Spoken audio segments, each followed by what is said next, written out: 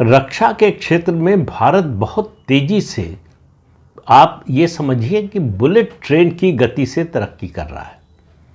एक के बाद एक नए उपकरण सामने आ रहे हैं, नए नए उपकरणों का परीक्षण हो रहा है। इसी महीने की 24 तारीख को अग्नि प्राइम का परीक्षण हुआ। अग्नि मिसाइल जो है, अग्नि प्राइम का परीक्षण हुआ और ये अपने आप में एक अद्भुत परीक्षण था।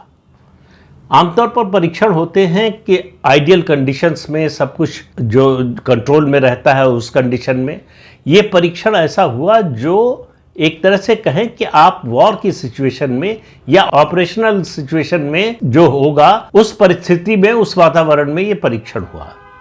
इसकी खासियत क्या है? इसमें बैलिस्टिक मिसाइल कैनिस्टराइज किया गया, बैलिस्टिक मिसाइल को यानी सील ट्यूब में डाला गया मिसाइल को और इसको रेलवे के एक वैगन पर माउंट कर दिया गया। अब आप सोचिए कि इससे होने क्या जा रहा है, इसके गुण समझिए कि इससे फायदा क्या होने जा रहा है। पहली बात, इससे क्रॉस कंट्री मोबिलिटी हो गई। दूसरी बात, रैपिड एक्शन मोबिलिटी हो गई।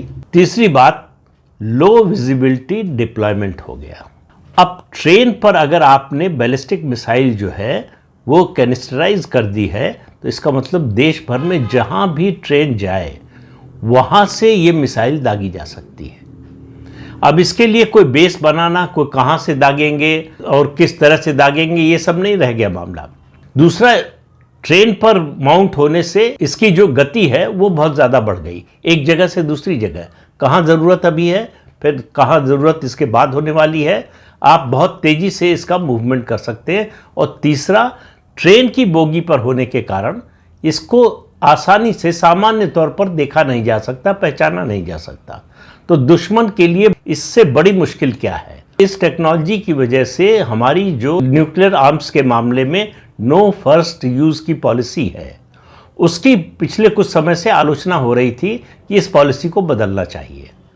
हम नो फर्स्ट यूज की बात करते हैं, हमारा दुश्मन पहले हम पर परमाणु बम दाग देगा तो उसके बाद हम सेकेंड स्ट्राइक में जो भी करें, पहले स्ट्राइक में तो हमारा नुकसान होगा ही।